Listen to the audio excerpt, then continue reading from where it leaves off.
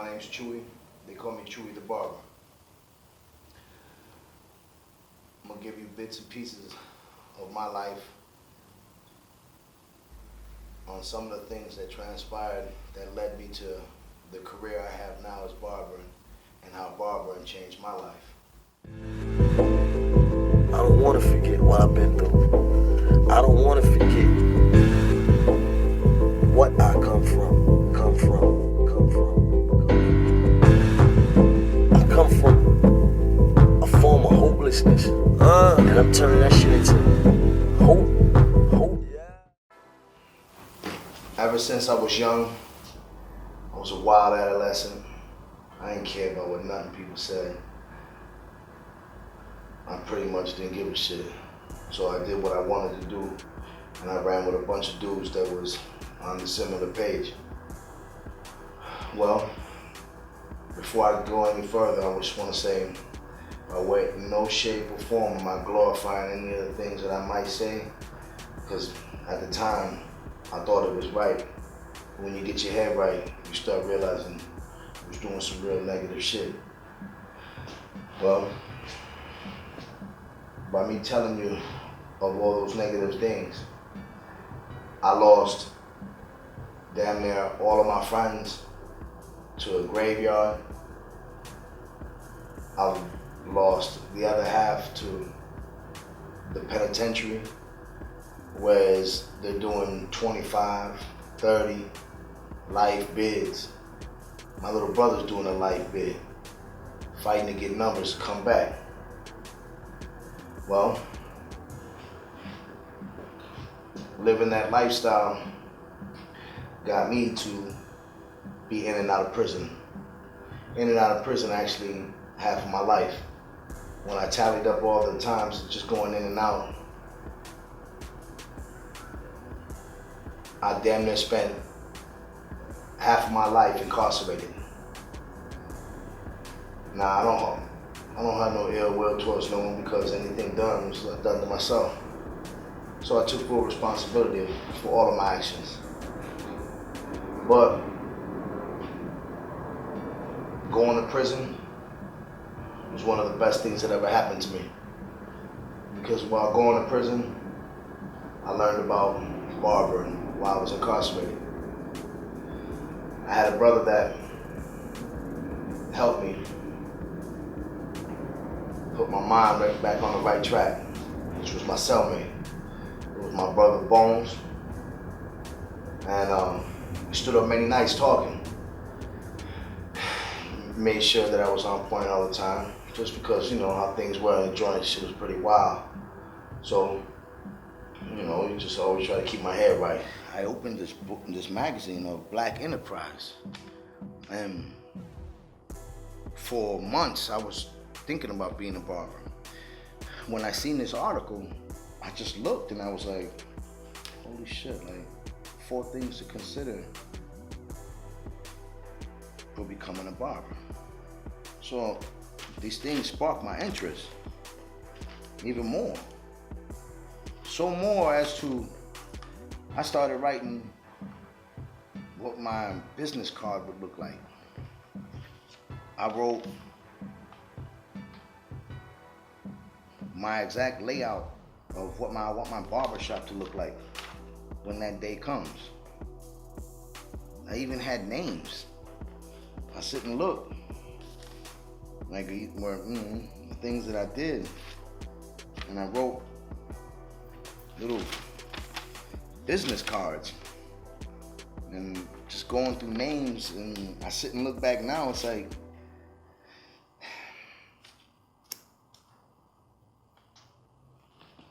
when I was that determined to become a barber, and my brother, my partner Bone, kept telling me all these things about stay focused and doing what the fuck I had to do in order to be a barber. Everything that I said I was gonna do. So I went to Michigan Barber School and made it happen.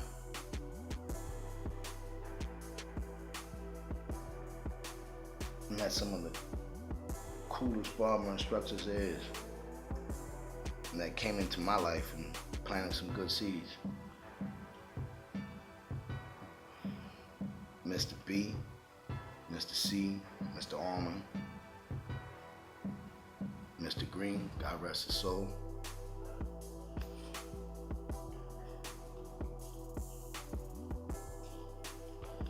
Everything that I wanted to do, I was that determined in order to be who I am now, because I didn't give up.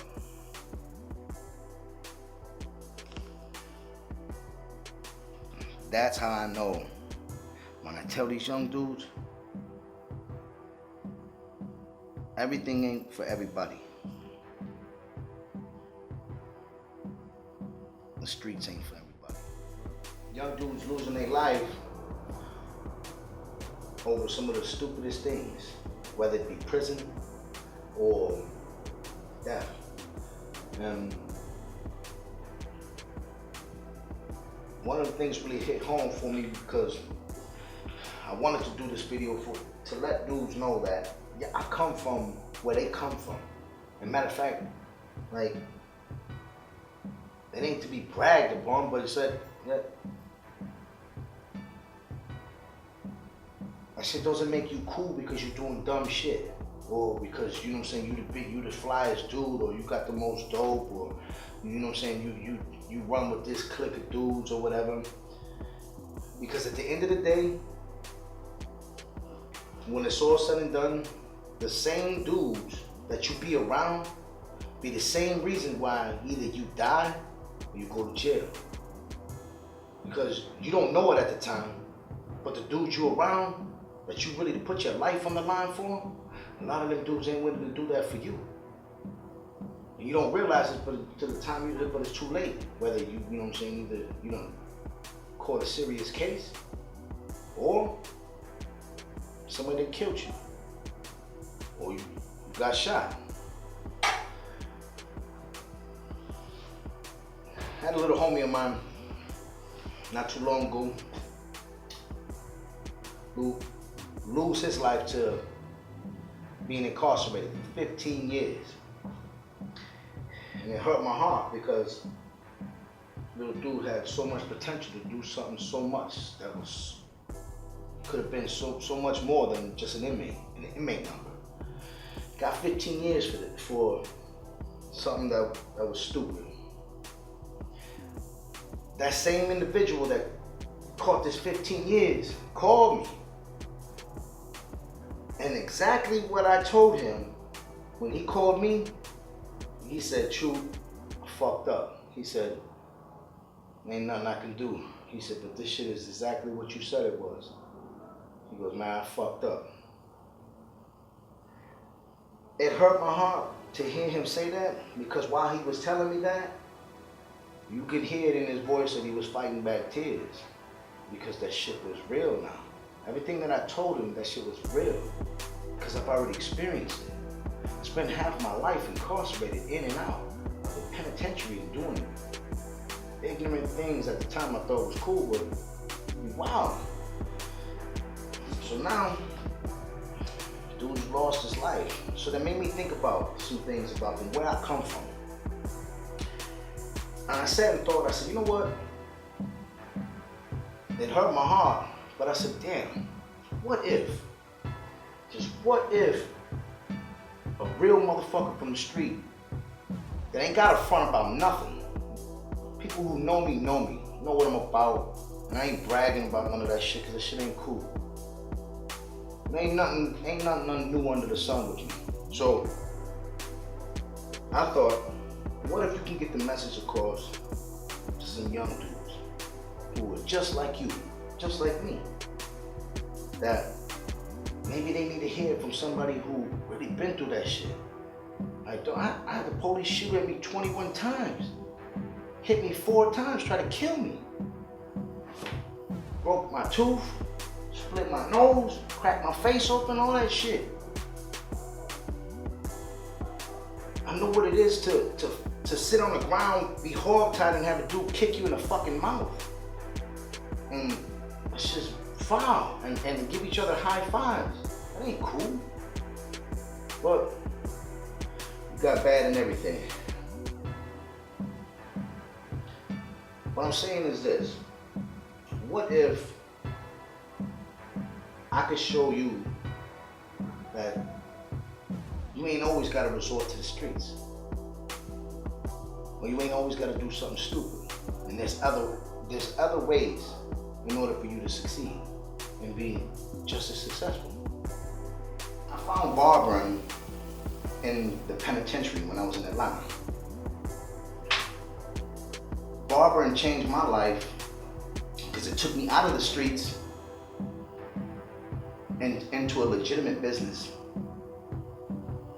And at one time they said I was considered a threat to society and a threat to my community. Now, I cut hair from all walks of life, from different job professions, from high up to just average individual. I make a decent living. My thing is this though. When I hear little dudes getting caught up into these streets and losing their life, I just thought like, I would want to tell these dudes like, there's a different way. I did it. I'm living proof. I made the change. I ain't saying that I'm an angel. I'm not saying that. But what I'm saying is this. Once you start valuing yourself and you realizing the worth you are, you won't be so quick to put your life on the line for some individuals that don't give a shit about you. You're distancing yourself from a lot of individuals that's doing some negative things that can get you incarcerated over something so petty as being affiliated, associated. If someone sees this video and I could reach one individual and they say, damn, Chuy, how you do it? And if I could do it, shit, it could be done. But if this video just saves one individual to maybe deter them from fucking around with a bunch of fake dudes or doing some things that's gonna lead them into a life of incarceration. My little brother's doing natural life. I've lost damn near, I can name about 15, 16 dudes that are in the cemetery. And it's sad because a lot of them dudes left their kids out here fatherless. And the dudes are repeating the cycle and going in and out of the penitentiary like it's cool, and that's just fucking stupid. Dudes losing their life over senseless shit.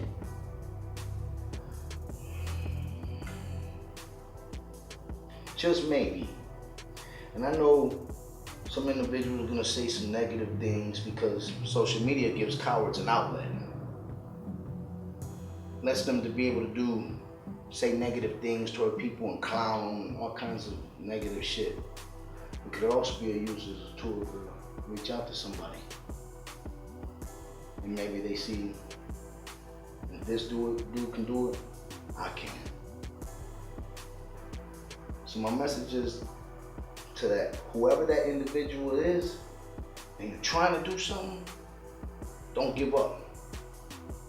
Because I almost did. And everything worked out good for me because now I'm a successful barber. And my whole life changed because of the way I changed my way of thinking. Changed the individuals that surround me. These are the things that you have to do and discipline yourself in order for you to have anything that's worth living for. Having a peace of mind. Being able to not worry about if somebody's gonna do something to you. Or like any kind of ignorant shit. Like that's just real.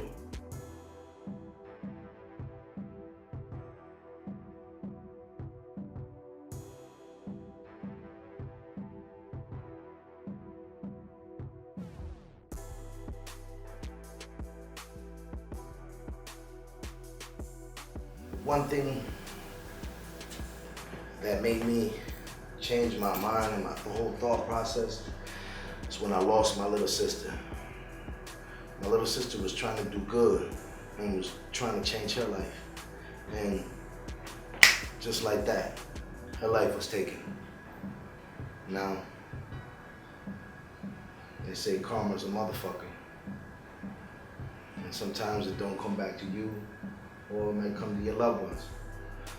So, one thing weighed on me to make me think that look at all the wrong that I've done and all the things that transpired throughout my life by living that negative way. I got my sister taken from me.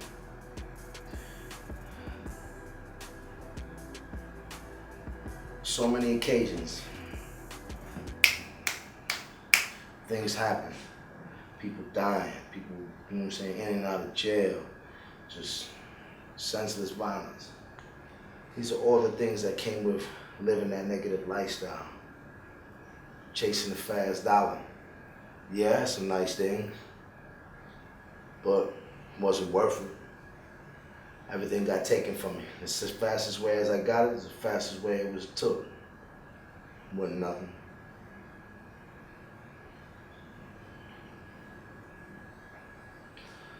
One thing I want to get across though is that I hope what I went through and what I've experienced will give someone hope and have some understanding that you fuck with the streets and you're in that lifestyle, you're either going to prison or you're gonna die. There's no other way. Anyone that tells you otherwise, they're full of shit. Or obviously they haven't been there or lived that life, because those that do already know. Once I was able to distance myself from all the negativity and the things that were not good for one's life, period. If you have any involvement with the streets or individuals that have to do with the streets, because of the fact that everything that comes along with it. Well, once I stayed focused on just barbering, and my whole mindset was just barbering, wanted to learn everything possible, everything that you could about this profession. I met a gentleman by the name of Pinky. Well, this gentleman is one of the few men that's been in my life that helped me do something that, you know, a lot of people didn't give a shit to. Well, he showed me how to cut hair. He showed me how to cut hair and feed myself, feed my family. Well, he gave me my first job. And I'm forever grateful for that, because he brought out a talent in me that I didn't even know I had. I no longer have to worry about going through phones, worrying about if someone's doing something illegal around me, because I don't have that around me. One thing's for sure, two's for certain. Barbering has changed my life. It's been able to make me provide for my family, for myself, and also give motivation to other dudes that's out there, that's coming fresh home from prison. Some dudes may feel like they may not be able to make it, but they look up to me for hope. Whether it's God's gift, well, I don't know, I can't call it. I'm still here for a reason.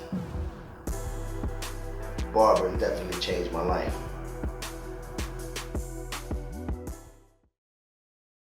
Time and effort that I put in the drug game and gangbanging could have been spent doing something legal. Eventually would have brought me the same type of success.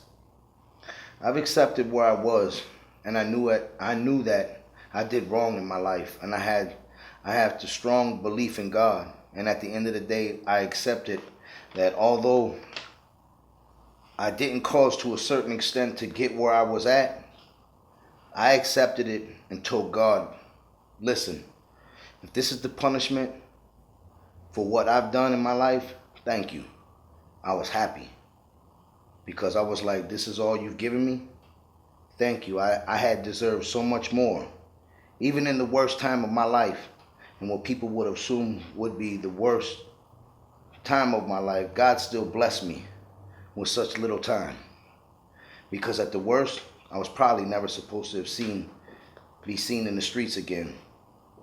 So now, I'm here for a reason. There's a purpose. I'm not out here to get in the way. I'm not lost in the new era because I studied while I've been there.